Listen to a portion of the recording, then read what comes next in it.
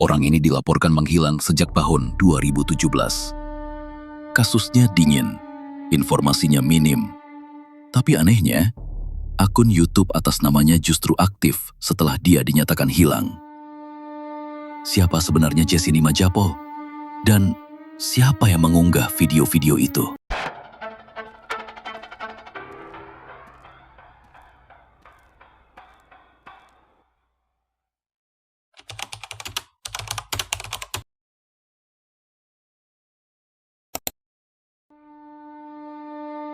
Jesse Nimajapol adalah seorang pria yang dilaporkan menghilang pada 14 Juli 2017. Jika merujuk pada data resmi dari situs Iowa yang kini berstatus cold case, Jesse dikabarkan memiliki beberapa nama alias, di antaranya Juan Carlos Simay Nimaja, Daryl Jamal Brown, Reynaldo Alterio Colon, dan masih banyak lagi. Nama Jesse Nimajapol tercatat resmi sebagai orang hilang di situs negara bagian Iowa, serta di sebuah situs pencarian orang hilang nasional bernama NamUs. Di sana tercantum identitas dasar orang yang dilaporkan menghilang ini. Menurut data yang ada, Jesse terakhir kali terlihat pada 14 Juli 2017, dan kasus kehilangannya dilaporkan oleh Departemen Kepolisian Denison, Kota Dennis, Iowa. Hingga kini, kasus ini berstatus cold case. Buat kalian yang belum tahu, NamUs adalah situs nasional yang mengumpulkan data orang hilang, orang tak dikenal, hingga jenazah yang belum diklaim di seluruh Amerika Serikat. Namun setelah Mimin telusuri lebih jauh, hampir tidak ada cerita atau kronologi di balik hilangnya Jesse Nimajapol. Yang membuat Mimin cukup kaget, usia Jesse saat dilaporkan hilang tercatat 18 tahun. Namun jika dilihat dari penampilannya, Jesse terlihat jauh lebih dewasa, bahkan cenderung tidak seperti remaja pada umumnya. Informasi yang tersedia sangat minim, hanya identitas dasar dengan keterangan singkat. Kehilangannya dianggap tidak disengaja, diduga diculik atau dibunuh. Karena minimnya informasi, kasus Jesse ini nyaris tidak mendapat perhatian publik. Sampai akhirnya, seorang pengguna Reddit dari forum r/unsolved mysteries dengan username Tony Frogmouth membuat sebuah postingan yang membahas kejanggalan di balik orang hilang bernama Jesse Nimajapol ini. Redditor tersebut membeberkan beberapa temuannya, terutama terkait aktivitas Jesse di media sosial. Redditor Tony Frogmouth memang tidak memberikan detail cerita lengkap tentang kehidupan Jesse. Namun ia menemukan satu hal penting. Jesse ternyata sangat aktif di media sosial, khususnya YouTube. Saat Mimin cek langsung ke channel YouTube bernama Jesse Nimajapol, isinya adalah beberapa video yang terkesan random. Video pertamanya memperlihatkan Jesse sedang menyanyikan lagu berbahasa Spanyol sambil berjoget di depan kamera.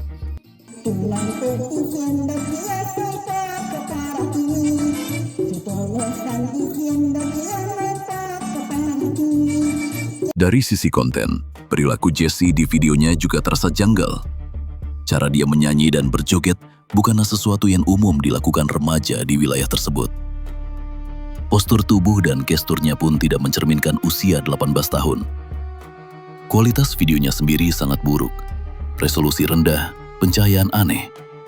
Bahkan terlihat seperti rekaman lama atau rusak. Jesse mengenakan kacamata besar berwarna mencolok dan pakaian yang terkesan sengaja dipilih agar terlihat seolah dirinya masih muda. Namun kejanggalan Jesse tidak berhenti sampai di situ. Channel YouTube ini pertama kali mengunggah video pada 31 Januari 2018. Masalahnya, Jesse dilaporkan menghilang pada 14 Juli 2017. Artinya, channel ini aktif setelah Jesse dinyatakan hilang. Dan dari sinilah muncul dua pertanyaan besar. Benarkah akun-akun ini dikelola oleh Jesse sendiri? Jika melihat isi videonya, terdapat beberapa unggahan berbentuk slideshow foto dengan transisi sederhana, mirip presentasi digital. Salah satu foto yang mencurigakan menunjukkan lokasi dan pakaian yang identik dengan foto resmi Jesse saat dilaporkan menghilang di situs Iowa. Detail ini memunculkan dugaan kuat bahwa akun tersebut memang dikelola oleh Jesse sendiri, bukan pihak lain. Pertanyaan kedua, mungkinkah channel ini hanya menggunakan rekaman lama? Kemungkinan itu sempat muncul, namun setelah ditelusuri lebih dalam, hampir seluruh video dibuat dari sudut pandang personal, seolah direkam langsung oleh pemilik akun. Padahal, Jessie tidak memiliki latar belakang di dunia hiburan atau produksi konten. Yang lebih janggal, unggahan-unggahan ini justru menunjukkan bahwa Jessie tetap aktif setelah dinyatakan hilang. Ia terus mengunggah video bernyanyi dan menari, seolah tidak pernah terjadi apa-apa, bertolak belakang dengan laporan resmi yang menyebut dirinya menghilang secara misterius. Dan ketika penelusuran dilanjutkan lebih dalam, muncul pola yang jauh lebih meresahkan. Pola perilaku yang mengkhawatirkan. Jessie diketahui membuat beberapa video slideshow yang berisi foto-foto dirinya. Namun di sela-selanya, muncul foto anak laki-laki lain yang bukan dirinya dan tidak memiliki hubungan yang jelas. Foto-foto tersebut bahkan digunakan sebagai gambar profil di beberapa akun. Motif di balik penggunaan foto-foto ini tidak pernah dijelaskan, tetapi polanya muncul berulang kali. Dari sinilah muncul dugaan adanya ketertarikan yang tidak wajar terhadap identitas anak di bawah umur, meskipun tidak pernah diakui secara terbuka. Aktivitas di platform X. Jessie juga ditemukan aktif di platform X sejak tahun 2018. Kontennya serupa dengan YouTube, cover lagu, foto diri, serta klaim identitas yang berubah-ubah. Di bagian bio, ia menuliskan bahwa dirinya masih berusia belasan tahun.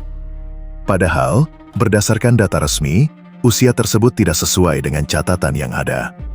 Ia juga beberapa kali mengunggah foto anak laki-laki lain dan mengklaimnya sebagai dirinya sendiri. Pertanyaannya menjadi semakin jelas. Mengapa seseorang yang dilaporkan hilang justru aktif di media sosial dengan identitas anak-anak? Jessie diketahui menggunakan banyak nama samaran. 3 di antaranya tercatat secara resmi, namun penelusuran nama Nima Japol mengarah pada akun lain, termasuk dengan nama Adekse. Bahkan setelah dinyatakan hilang, Jessie sempat membuat akun profesional dan mengaku masih berada di jenjang pendidikan dasar, disertai foto anak lain yang ia klaim sebagai dirinya. Pola ini konsisten, menggunakan identitas anak lain, mengklaim usia yang jauh lebih muda, dan mengaburkan identitas asli. Konten bermasalah. Dari berbagai platform, terlihat bahwa konten yang diunggah Jessie tidak bersifat wajar. Beberapa unggahan melanggar aturan platform dan tidak dapat ditampilkan karena alasan keamanan. Selain itu, Jessie juga kerap menyesuaikan penampilannya, mulai dari gaya berpakaian, penggunaan filter, hingga atribut khas anak-anak, yang semakin memperkuat dugaan adanya upaya membangun persona anak di bawah umur secara sengaja. Kesimpulan sementara, Jessie Nima Japol bukan sekedar kasus orang hilang. Ia diduga secara sadar menghapus identitas lamanya dan membangun persona baru yang sangat berbeda di dunia maya. Semua pola ini mengarah pada satu hal, perilaku yang menyimpang, terencana, dan berlangsung dalam jangka panjang. Jessie tidak pernah memberikan penjelasan resmi, namun dari jejak digital yang ada, satu kesan sulit diabaikan. Ada sesuatu yang sengaja disembunyikan, dan semakin lama ditelusuri, semakin terasa tidak wajar.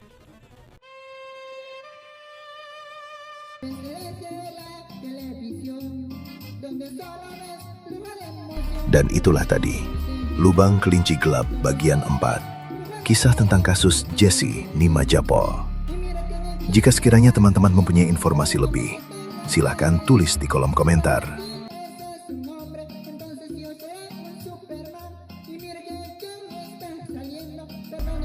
Sekian, selamat malam, dan sampai jumpa di pembahasan berikutnya.